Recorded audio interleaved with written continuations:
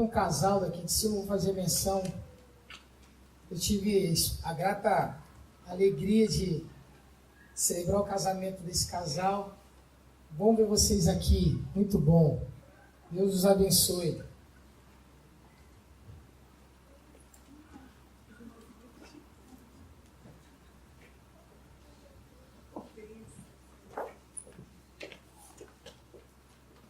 Amém? Amém, queridos? Amém. Abra sua Bíblia em Mateus, Evangelho segundo Mateus,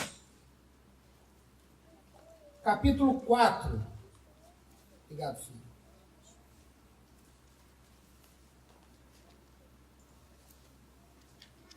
Eu tenho ministrado aqui na comunidade uma série de mensagens, comecei alguns domingos atrás, e a intenção dessa série é trazer algo ao nosso coração a respeito das ordens dadas por Jesus aos seus discípulos.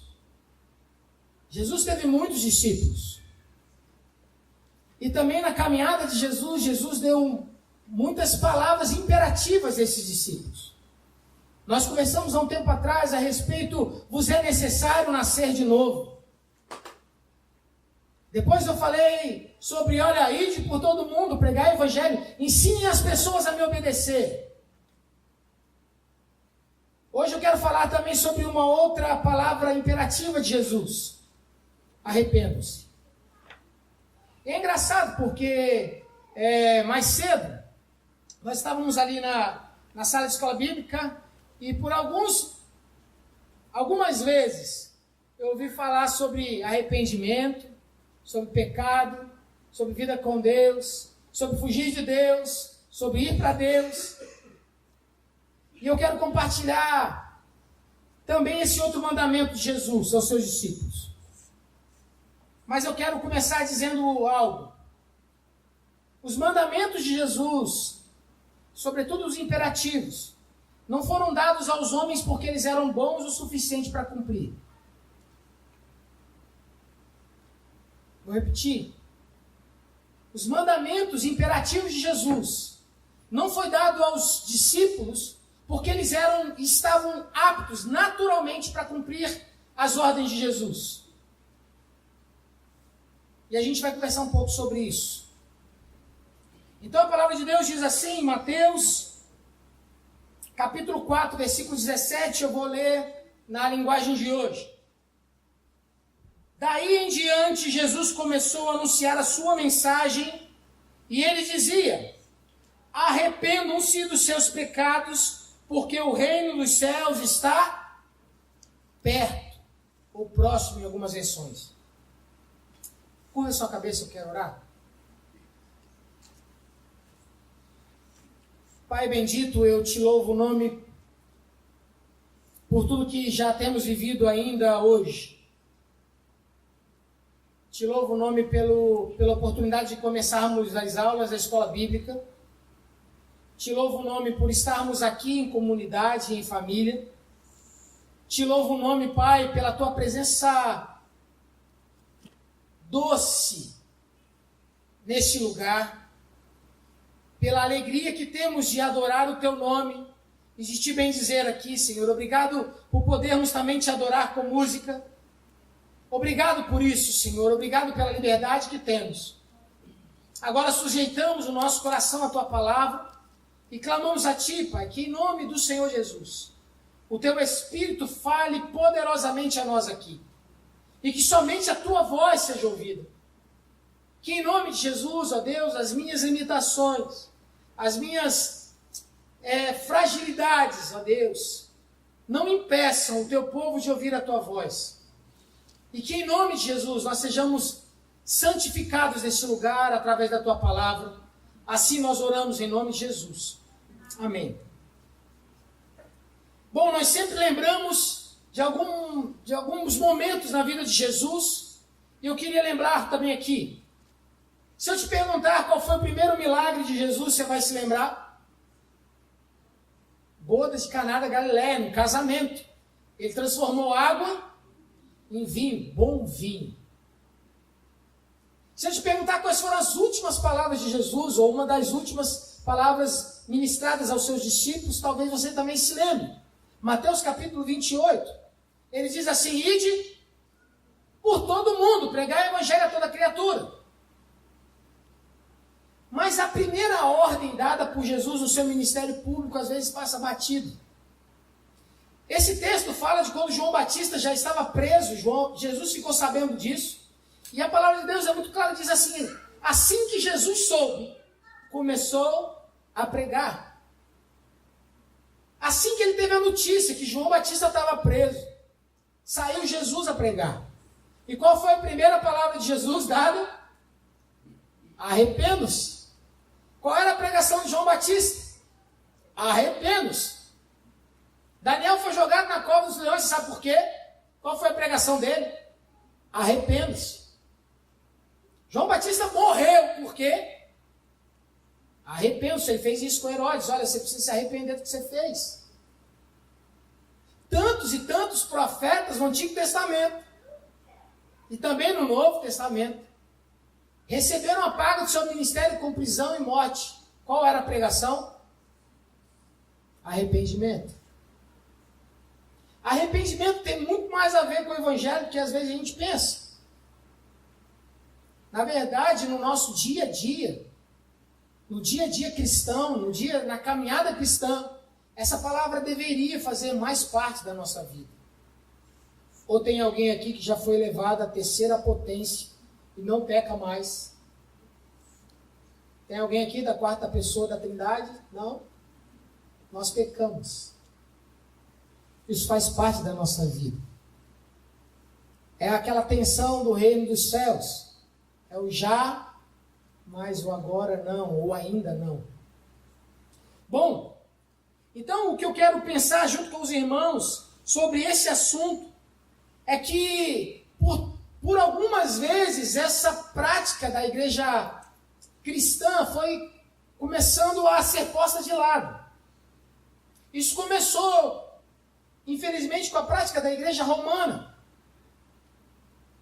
Ela trouxe uma prática para os cristãos da época, dizendo o seguinte: olha, você não precisa se arrepender, basta apenas você procurar um sacerdote, um padre, e confessar no ouvido dele o seu pecado. Ele vai simplesmente dizer: bom, tá bom, reze tantas rezas, faça uma obra social assim, ou assado, e vai em paz, está tudo tranquilo, está tudo resolvido. Essa era uma prática. Tinha outra prática, sobretudo para os católicos. A história nos conta que essas pessoas, mesmo depois de mortas, tinham uma coisa chamada extrema unção. Os católicos praticantes da época tinham direito do padre ir no leito de morte, antes dele morrer e tal, e daí extrema unção, perdão dos seus pecados, e estava tudo tranquilo, tudo certo. Tem a prática da missa do sétimo dia, pós-morte. No século XVI, pela necessidade de construir a Basílica de São Pedro, começou-se a venda de indulgências. Você lembra disso? Nós falamos aqui, ano passado, algumas vezes, por conta do aniversário da Reforma Protestante. E aí o que acontece? As pessoas que estavam prestes a morrer, ou até mesmo mortas, um parente podia chegar numa carta que o Papa escreveu, deixou em branco, e eram vendidas por muitas pessoas. E aí suponhamos que eu tivesse alguém que morreu assim de uma forma, estava com uma vida muito torta e tal, então eu precisava resolver a vida dessa pessoa que morreu. Eu comprava essa folha, que era uma folha de perdão, colocava o nome da pessoa que morreu, está tudo certo. Ou se não, eu comprava essa folha, antes da minha morte, já deixava lá com o meu nomezinho, estava tudo tranquilo. Foi, na verdade, o grande estupim da Reforma Protestante. Você se lembra? Uma das 95 teses de Lutero, a primeira era: o cristão vive em penitência, ou o cristão vive em arrependimento. Não é arrependimento de um dia, não é arrependimento por uma folha, não é arrependimento por um momento. É uma vida de arrependimento. Das 95 teses da Reforma, a primeira delas falava sobre arrependimento. Então a gente consegue ver isso tranquilamente, que era uma prática da igreja. Mas quem deve se arrepender? Para quem essa mensagem? Eu não sei, provavelmente você está acompanhando a triste morte daquela vereadora no Rio de Janeiro e do seu motorista. A triste morte daquela mulher. E eu tenho visto pessoas se degladiando na internet. Eu sou da vereadora, eu sou contra a vereadora, eu sou contra isso, ou contra aquilo e tal. E eu fui pesquisar algumas coisas a respeito da prática da vida cristã, o que nós deveríamos fazer diante dessas catástrofes. Né? Você já parou para pensar que sempre tem alguém que você está vendo, estava com a vida toda torta, foi por isso que aconteceu isso. Já ouviu isso alguém dizer? Também está colhendo o que plantou. E eu tenho visto pessoas falando isso. Mas eu queria que você abrisse a Bíblia comigo. O Evangelho de Lucas. Capítulo 13.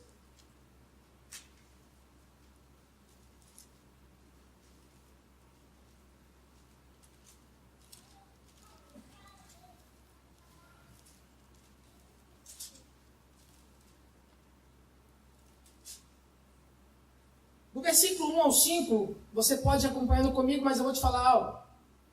Pessoas chegaram para Jesus e deram uma notícia para ele. Jesus, Pilatos matou muita gente, enquanto esses estavam sacrificando. E foi tão terrível que o sangue dessas pessoas corria junto com o sacrifício. Você vai conseguir ler isso do versículo 1 ao 5 ou mais em diante. E eles, na verdade, queriam tirar de Jesus, dizendo o seguinte: Jesus, o que essas pessoas fizeram? Jesus para e diz assim: se vocês não se arrependerem, vai acontecer a mesma coisa com vocês, ou pior. E aí Jesus fala também de uma catástrofe: caiu uma torre de Siloé. E lá morrem 18 pessoas, eu acho que está escrito aí 18 pessoas. E Jesus fala assim: então essas pessoas que morreram. E aí Jesus fala assim, para essas mesmas pessoas que estavam ouvindo, todas estavam ouvindo Jesus. Jesus fala assim: vocês precisam se arrepender, para que não aconteça coisa com vocês. Jesus não estava dizendo sobre pecado como morte como consequência. Jesus estava dizendo e apontando para uma eternidade, dizendo o seguinte: não é só morte neste tempo, mas uma morte eterna. Jesus estava falando da importância da vida cristã e do arrependimento. Para viver ou para ter vida. Então, a primeira informação que eu posso trazer sobre arrependimento: ninguém nessa sala está livre disso.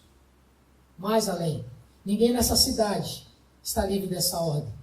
Por mais além, ninguém nesse estado está livre dessa ordem. Ninguém nessa nação está livre desta ordem. Arrependa-se. Aí talvez você possa se perguntar: bom pastor, tudo bem, mas se nada acontece, se está tudo tranquilo, por que devo eu me arrepender? Você já chegou para conversar com alguém que não era cristão e você começou a dizer para ele: olha, você precisa se arrepender. E ele fala assim: você está falando o quê? Eu não estou entendendo. Não entendo sua linguagem. Eu não sei do que você está dizendo. Não, você precisa se arrepender dos seus pecados. O que é pecado? Não tem um padrão que Deus estabeleceu. Padrão. A grande verdade é que muitas pessoas caminham sem entender que quando apontamos para pecado, para arrependimento de pecado, a Bíblia nos mostra, nos revela que pecamos contra alguém. não é apenas uma prática socialmente reprovável. Você se lembra do filho pródigo? O filho pródigo chega para o pai e fala assim: pai, é o seguinte, eu estou precisando de dinheiro, na verdade, que era parte da minha herança. Você me entrega a parte da minha herança que eu estou indo embora. O filho diz para o pai, na verdade, morra e me dá a minha parte. Né? O pai dá a parte do filho.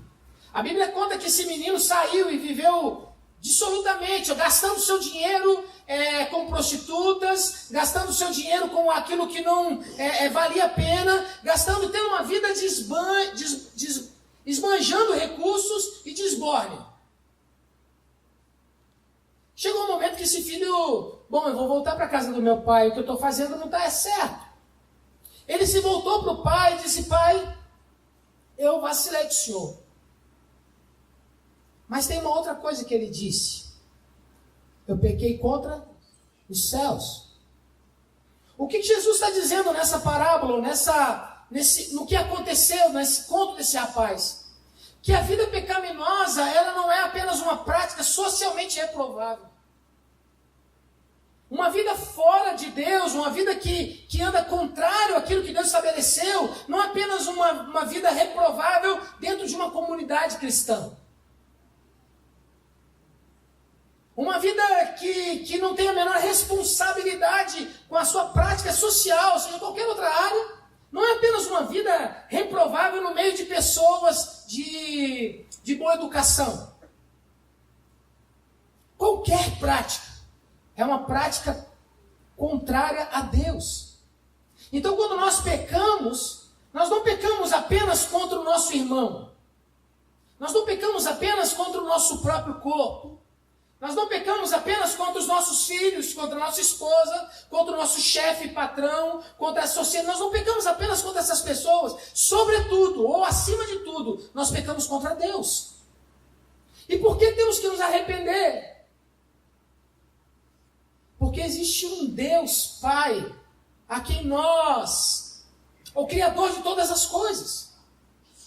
O arrependimento aponta diretamente, não apenas para a nossa vida em comunidade, mas a nossa vida com Deus.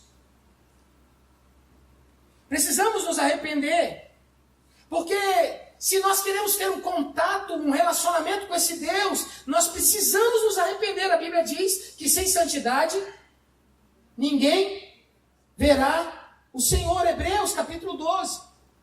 E não somente isso, bem-aventurados puros de coração, porque verão a Deus. E não somente isso.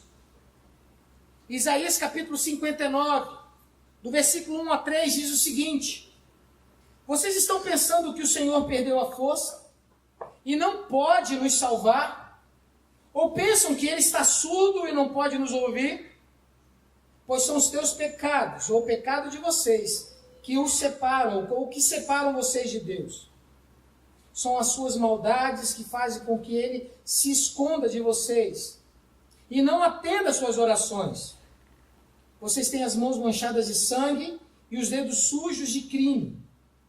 Vocês só sabem contar mentiras e os seus lábios estão sempre dizendo coisas que não prestam.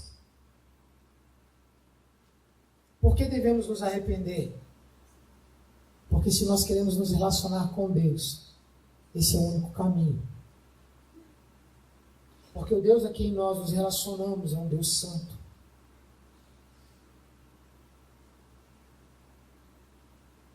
Não há relacionamento com Deus sem arrependimento. Acho que foi o pastor aí que falou isso lá dentro da sala hoje. Bom, então a gente precisa saber uma outra coisa. O que é arrependimento? Muitos de nós aqui temos uma definição dessa palavra. Ou algo que aponte para aquilo que nós queremos ser arrependimento. Mas antes de eu falar sobre o que é, eu quero falar do que não é arrependimento. Lucas capítulo 3, do versículo 5 ao 9, traz uma coisa bem interessante para nós. Fala assim: todos os vales serão aterrados e todos os morros e montes serão aplainados. Os caminhos tortos serão endireitados e as estradas emburacadas serão consertadas. E todos verão a salvação que Deus dá. As multidões iam se encontrar com João para serem batizadas. Para serem batizadas por ele. Ele dizia a todos: ninhada de cobras venenosas. Quem disse que vocês escaparão do terrível castigo que Deus vai mandar? Façam coisas que mostrem que vocês se arrependeram dos seus pecados e não digam uns aos outros: nós somos descendentes de Abraão.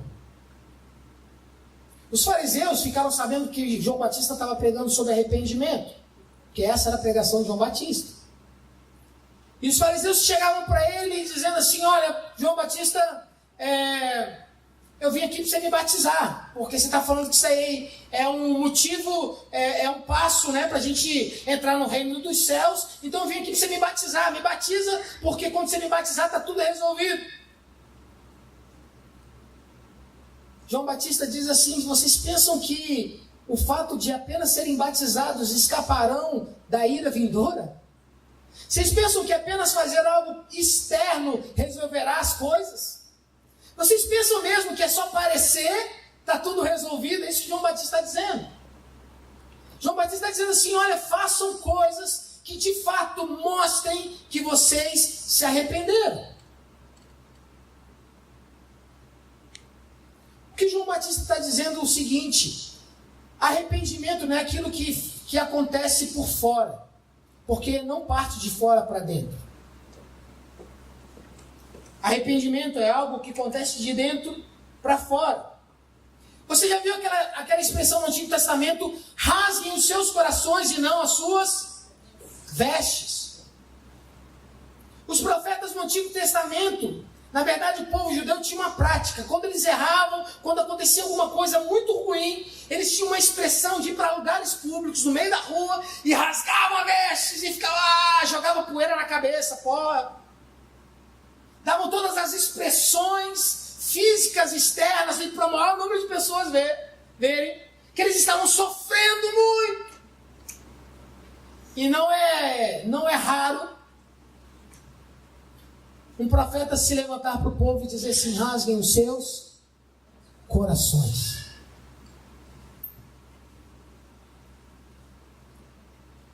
Paulo escrevendo a igreja em Roma, lidando com esses judeus que estavam dentro da igreja, ou judaizantes, que tentavam impor aos irmãos da igreja de Roma, dizer: você precisa se circuncidar. Você precisa passar por essa cerimônia. E eles estavam numa briga interna na igreja em Roma. Você consegue ler isso no capítulo 2. Paulo dizendo à igreja, dizendo o seguinte: olha, vocês são judeus porque vocês foram de fato circuncidados por fora, é isso? Ou vocês são judeus porque foram circuncidados no coração? Mais uma vez, Paulo diz para a igreja de Roma, dizendo o seguinte: o que precisa acontecer por fora, nasce por dentro. Inclusive ele diz para os cristãos da época: olha, você não precisa circuncidar, mas o teu coração precisa estar circuncidado. Então arrependimento não é aquilo que você faz externamente. Pode ser também, mas não é somente isso. Arrependimento não é remorso, não é culpa.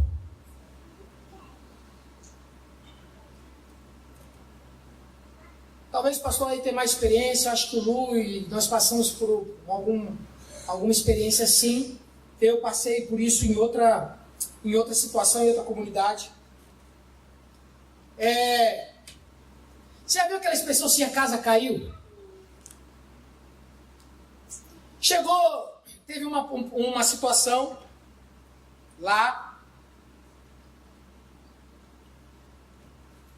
que a esposa estava sempre falando assim, ó, pastor, meu marido está aprontando. Rapaz, não pode, seu marido não tem condição, não está aprontando, pode chamar que está aprontando. Eu tenho intuição feminina, o negócio está acontecendo. Aí chamou para conversar, falou, não, de jeito nenhum. Isso é mentira, essa mulher é doida. Essa mulher é maluca, ela vê problema em tudo quanto é lugar. Aí chamou, minha senhora, ele falou que não, a senhora não está exagerando? Não é? Acho que só está pegando o pé dele, é um rapaz bom e tal. Não está não, eu tenho certeza disso, você vai ver, vou dar um jeito. Depois de um tempo chegar com o celular.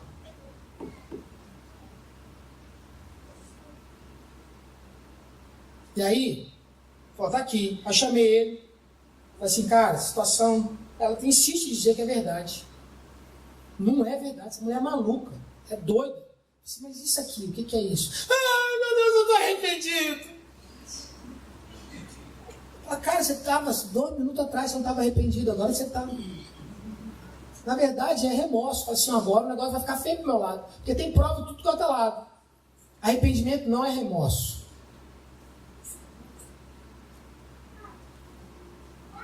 Não é aquele negócio, casa caiu. E sabe de uma coisa? Infelizmente, as igrejas estão lotadas de pessoas que levantam mãos aos domingos, participam das reuniões de oração, são batizadas, mas não são arrependidas dos seus pecados e não se arrependem deles. Sabe por quê? Porque muitas vezes as igrejas falam assim, olha, vem, aceite Jesus. Tadinho. Você lembra? Jesus apanhou por você. As costas de Jesus ficaram expostas. O rei sofreu. Apanhou, prenderam ele no madeiro. Você precisa aceitar Jesus, tadinho. Aí a pessoa ouve isso, fala assim, rapaz, coitado mesmo, né? Vou lá dar uma ajuda para ele. Afinal de contas, né? Ele sofreu. Aí a pessoa vem, aceita Cristo, sem nunca ouvir, fala assim, cara, você precisa se arrepender. Aí eles vêm para a igreja, não se arrependem dos seus pecados, acham que está tudo bem, porque na verdade Jesus é um fraco. E se ele não ficar na igreja, coitado da igreja, coitado de Jesus. Aí o que acontece? A igreja está cheia de gente que nem convertida é.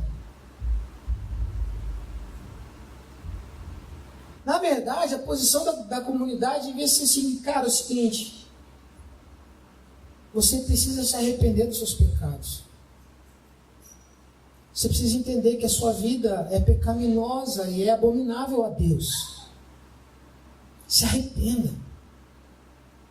Se arrependa. Se converta dos seus caminhos maus e busque a Deus, porque pode ser que Ele te receba. Sabe que negócio? Eu sei, irmãos, que parece que é uma coisa muito dura, difícil da gente falar isso aqui. Mas sabe por quê? Porque a prática está sendo o seguinte. Nós estamos flexibilizando aquilo que Deus não flexibilizou. Deus disse que não se relacionava. Aí, muita liderança fala assim, não, cara, conversei, está tudo tranquilo. Ó, beleza. Cara, mas quais os sinais de...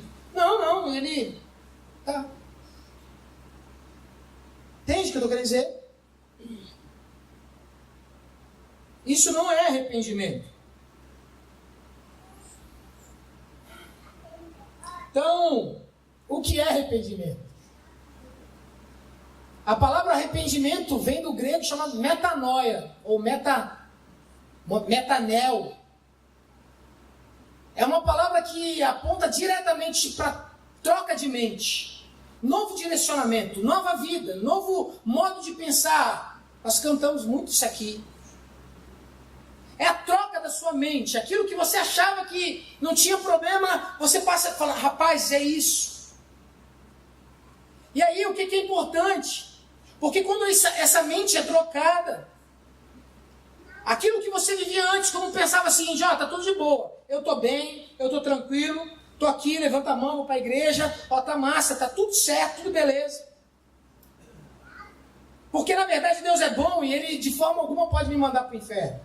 Porque Deus é bom.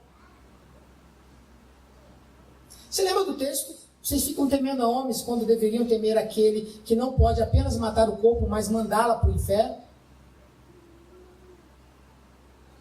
E às vezes a gente vive, e obviamente anteriormente, pensando assim, não, tá tudo de boa, tá tudo tranquilo, não vai acontecer nada de mal, e aí o Espírito vem, a palavra de Deus é ministrada, vem à tua mente, você pensa, tem a plena consciência de falar assim, rapaz, onde é que eu estava com a minha cabeça? Lembra de Isaías? Isaías teve a revelação da glória de Deus, se eu não me engano, capítulo 6. Ele, quando ele entra e vê o templo cheio da glória de Deus, ele fala assim, ai de mim. A primeira expressão que sai da boca do profeta é, ai de mim, os meus olhos viram o rei. Ele não falou assim, ai de mim, os meus olhos viram o rei porque eu sou flamenguista. Não. Ai de mim, os meus olhos viram o rei porque eu sou vascaíno. Ai de mim, os meus olhos viram o rei. Os meus lábios são pecaminosos. Ai de mim, os meus olhos viram o rei. E eu sou pecador. E não apenas eu, mas todas as pessoas, a minha geração. Ai de mim. Metanoia.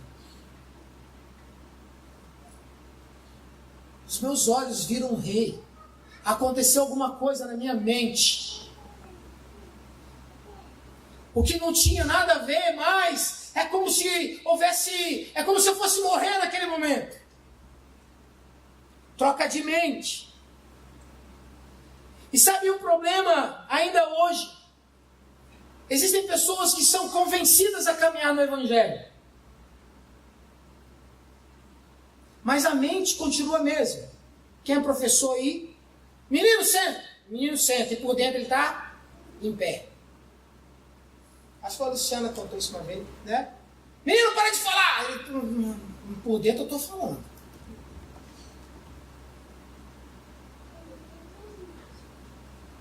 Sabe essa expressão? Existem hoje pessoas dentro da igreja. Por dentro, ainda continua outra.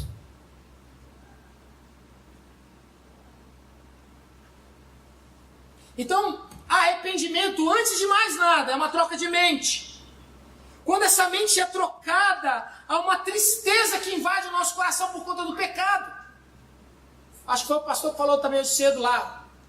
É uma tristeza que consome a nossa alma. É uma tristeza que tira a nossa paz. É uma tristeza que traz uma agonia ao nosso peito. Não dá para dormir, não dá para cantar. Não dá para celebrar, porque há uma tristeza que consome. Salmo 51, lembra? Tem até aquela canção. Davi se volta depois de ter o seu pecado apontado pelo profeta e diz, ai Senhor, olha para o meu coração, vem, olha como é que eu estou. Troca meu coração. Eu vou morrer, Senhor. Eu vou morrer. É uma tristeza que invade o nosso peito.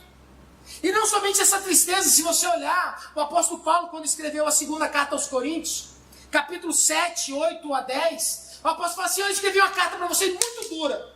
Muito dura para vocês. E eu percebi que vocês ficaram tristes pra caramba. Eu percebi que vocês ficaram muito tristes. Eu até fiquei um pouco arrependido num momento, porque eu vi que eu gerei muita tristeza em vocês. Mas depois que eu vi o efeito da tristeza, eu me alegrei.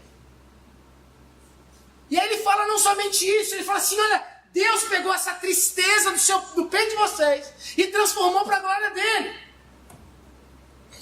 Se você quiser, abre aí, 2 Coríntios 7, 8 a 10. Mas agora estou alegre, não porque vocês ficaram tristes, mas porque aquela tristeza fez com que vocês se arrependessem. Aquela tristeza foi usada por Deus, e assim nós não causamos nenhum mal a vocês. Pois a tristeza que é usada por Deus produz um arrependimento que leva à salvação. Lembra de Judas? Após Judas ter entregue Salvador, ele sentiu um profundo arrependimento, foi? Não. Ele sentiu um profundo remorso, uma culpa que tomou conta do coração dele. Ele foi lá e se enforcou. Não era tristeza segundo Deus. Mas tem uma tristeza segundo Deus na palavra de Deus. Você lembra de Pedro? Pedro negou a Cristo quantas vezes? 3 vezes. E depois que foi revelado ao coração de Pedro o que ele havia feito, a Bíblia conta que ele saiu e chorou. Chorou amargamente. Só que ele não foi lá e se enforcou, não. Essa tristeza amassou o coração de Pedro e levou ele de volta para Deus. Anferto. Uma tristeza que vem de Deus amassa o nosso coração e não nos leva para longe, muito pelo contrário, nos traz para perto de Deus. Então, arrependimento não é apenas uma mudança nas atitudes, antes é uma mudança de mente. Enxergar pecado como pecado. Acho que é o Lu que fala muito isso.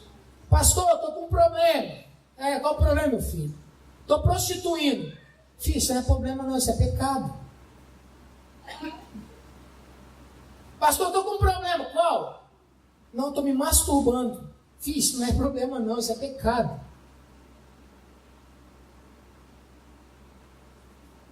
Então é uma mudança de mente. Enxergar pecado como pecado e, sobretudo, enxergar um pecado que afronta e fere o coração de um Deus santo. Acho que o pastor também falou hoje que não tem pecadinho, não tem pecadão. E o senhor desculpa fazer uso, tá, da sua pregação lá, mas nós estamos ligados aqui, nós dois estamos mandando bala aqui, tá?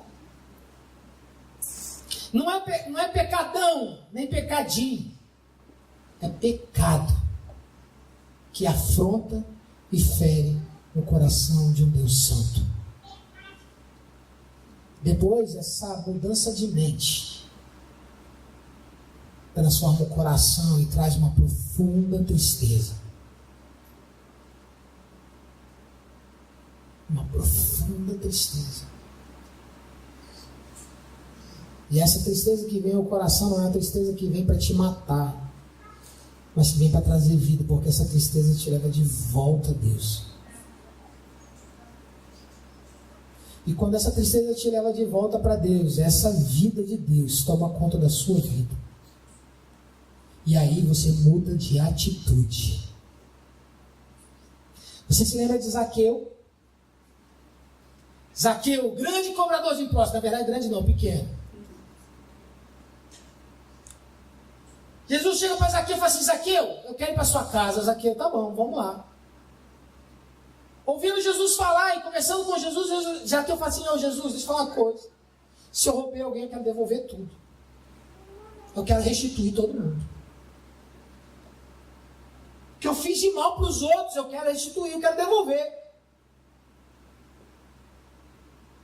Quem se arrepende, o fruto desse arrependimento como um ato, é uma disposição real, verdadeira, de devolver o que fez. Eu vi um pastor uma vez, certa vez contando isso, falou que ele roubava banco.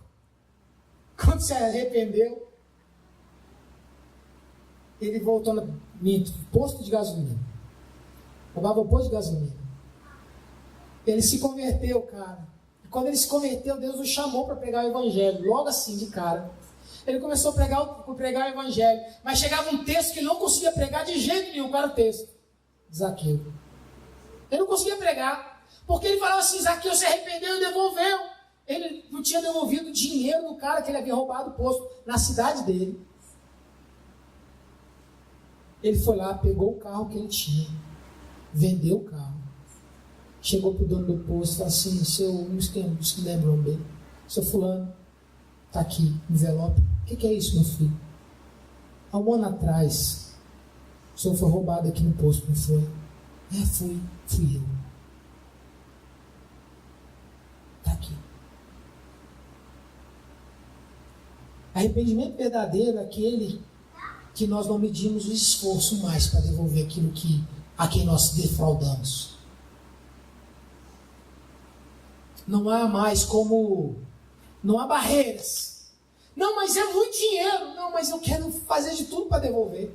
Não, mas a ofensa foi gravíssima. Eu quero ir lá pedir perdão. Não, mas você pode ser preso, não tem problema, eu estou arrependido. Mudança de mente, mudança de coração, mudança de atitude. E não apenas isso, mas devolver, restituir, sarar, tratar, cuidar. O arrependimento verdadeiro traz consigo o desprendimento do eu, da própria reputação.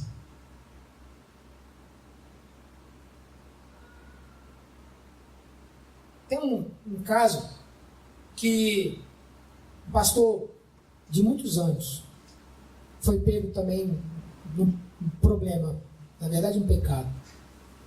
E os pastores procuraram ele e falaram assim, cara, você precisa se arrepender e tal. Na verdade, eu cometi isso mesmo, eu estou profundamente arrependido. Eu estou muito arrependido. Tá bom, pastor, então o senhor vai ter que se afastar da liderança da igreja, o senhor sabe que não é bom, né? Então, a conversa está se espalhando e tal. Isso de jeito nenhum. Você sabe quantos anos que eu sou pastor? O que vão pensar de mim se me afastarem daqui? A reputação continuava indo muito forte. O que vão pensar de mim? Arrependimento passa pela morte da própria reputação. Bom, e diante dessas coisas, o que vamos fazer? Como nós vamos tratar isso? Como nós vamos agir? Talvez eu possa estar falando para pessoas aqui que agora estão de fato arrependidas de muitas coisas que andam fazendo. Da forma com que tratam o relacionamento com Deus, como se fosse a coisa mais simples e banal do mundo. Como se nós pudéssemos ter uma vida dupla e Deus se alegrasse disso. Pois é, hoje eu vim dizer para você que Deus não se alegra disso. Deus é santo. E você e eu, nós precisamos nos arrepender. Nós precisamos nos arrepender. Eu preciso me arrepender da forma que eu trato a minha esposa. Eu preciso me arrepender do pai que eu sou. De tantos erros que eu cometo diariamente. Eu preciso me arrepender do cristão que eu sou. Eu preciso me arrepender. Isso precisa tirar o meu sono. Isso precisa trazer lágrimas aos meus olhos. Porque o Deus que nós servimos, Ele é santo.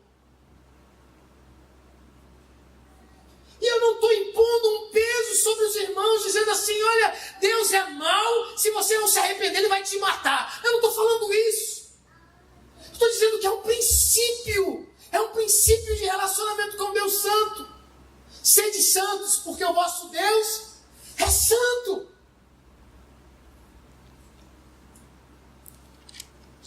Pastor, então como é que eu vou fazer? Pois é. Você lembra que eu disse que Jesus traz ordens a nós que humanamente é impossível? É humanamente, eu quero te dizer, é humanamente impossível você se arrepender da forma que agrade a Deus. Humanamente é impossível. A Bíblia diz que só tem uma pessoa que convence o homem do pecado, da justiça e do juízo. Quem? O Espírito Santo. Só o Espírito Santo pode convencer e trazer essa tristeza ao nosso coração diante do pecado. Só o Espírito Santo. E aí você pode dizer assim, tá bom, pastor, eu não estou sentindo tristeza. Tá um bom momento para a gente começar a orar e dizer assim, Espírito Santo, me incomode. Não deixa eu levar uma vida como se estivesse tudo bem. Não deixa eu olhar para mim mesmo e achar assim, quer saber, Deus que se lasque. deixa eu viver uma vida que meio empurra a goela abaixo de Deus, dizendo assim: me aceite como eu sou. Espírito Santo, mexe comigo. Me incomoda, tira minha paz, tira meu sono, mas não deixa eu viver isso. Deus pode. Deus pode. Converta-nos e nos converteremos a Ti. Queria que você ficasse de pé.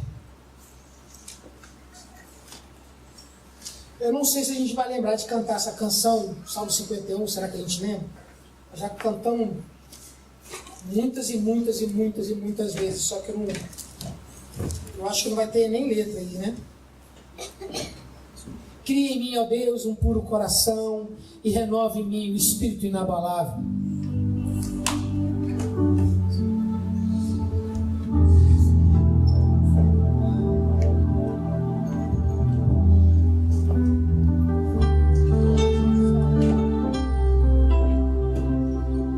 Talvez você esteja olhando e fale assim: cara, é legal o que esse cara falou aí.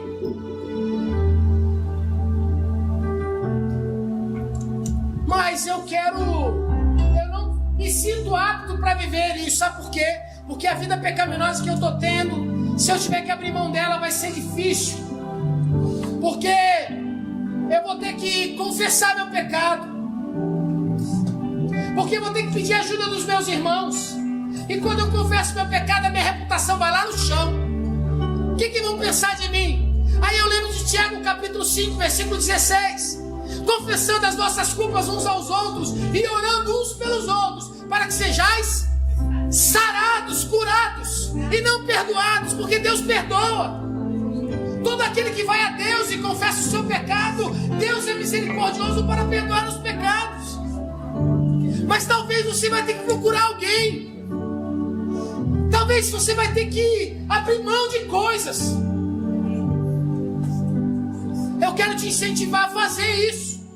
E se você está sem força, peça a Deus. Peça a Deus. Deus, traz tristeza ao meu coração a ponto de eu não me conformar com o pecado. Porque Deus não se conforma com o pecado.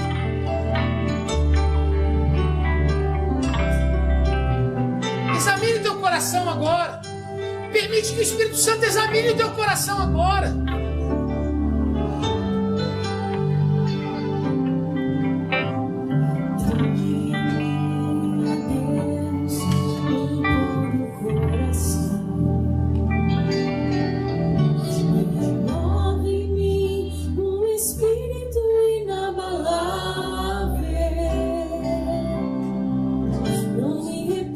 Da tua presença e nem retires o teu Santo Espírito. Restitui-me a alegria da tua salvação. Cria em mim, ó Deus, um puro coração.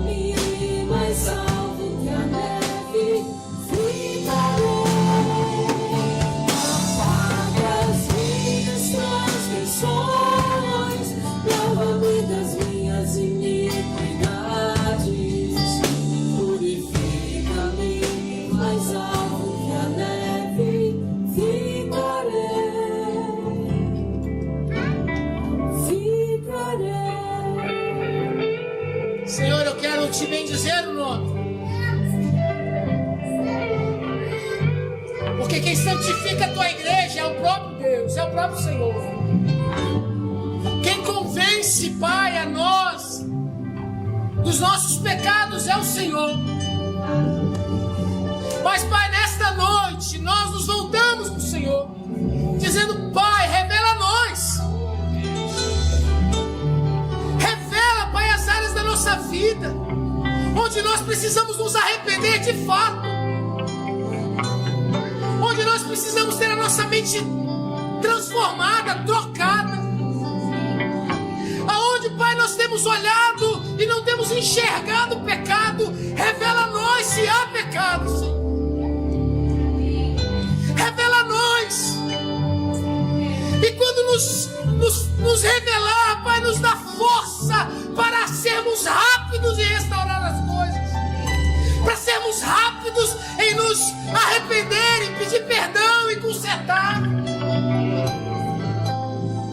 para sermos rápidos em restaurar as coisas. E que o Teu Espírito, Pai, flua na igreja, santificando a igreja. Pai, em nome de Jesus, o Senhor tem cuidado de nós. Mais uma vez, Pai, cuida da Tua igreja. Apague as nossas transgressões, perdoa os nossos pecados, nos ajuda, Senhor, nos faça enxergar além da religiosidade aparente. Revela o nosso coração a nós mesmos e nos santifica para louvor e para glória do Teu próprio nome, Senhor. Nós oramos assim. Amém. Amém. Pode sentar.